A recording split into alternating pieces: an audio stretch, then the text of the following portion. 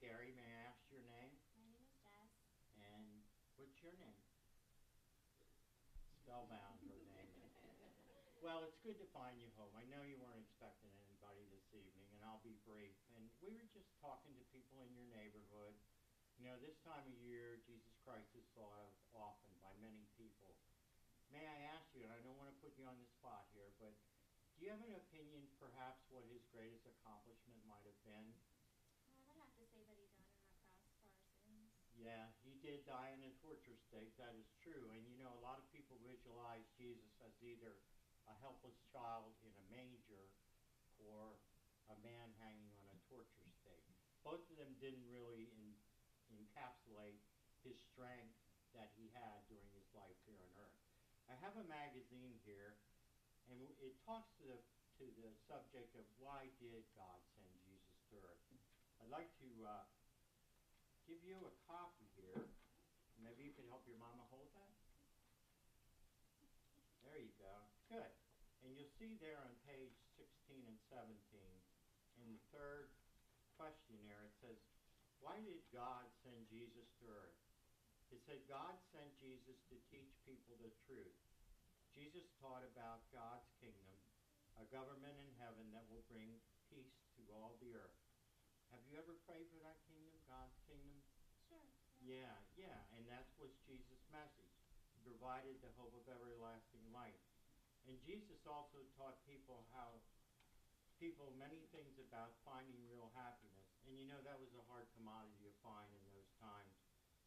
People weren't treated very nicely by the religious leaders of the day. But here in Matthew chapter 5, this was Jesus' Sermon on the Mount. He talked about 9 happinesses, Jessica, but the one that's fundamental to us is in verse 3. It says, happy are those conscious of their spiritual needs, since the kingdom of the heavens belongs to them. So you see, understanding our spiritual needs, and we all pretty much have them, helps us to really find happiness in the times we live in. The article goes on to say here that Jesus taught followers self-sacrificing love. He enjoyed many privileges living in heaven with his Father, yet he humbly obeyed his Father and came to earth to live among mankind. No one could give us a finer example of love than Jesus.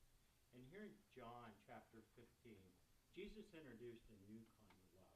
He introduced self-sacrificing love, which was not prevalent in those days. And here it says in John 15:12, this is my commandment, that you love one another just as I have loved you. No one has love greater than this, that someone should surrender his soul in behalf of his friends. So you see, that speaks to your point about his accomplishment of dying on the stake. What we do, Jessica, is we provide Bible information with people free of charge, and we also give them the opportunity to learn more from the Bible. This insert here is designed to help people learn in a short amount of time things about God that we really need to know.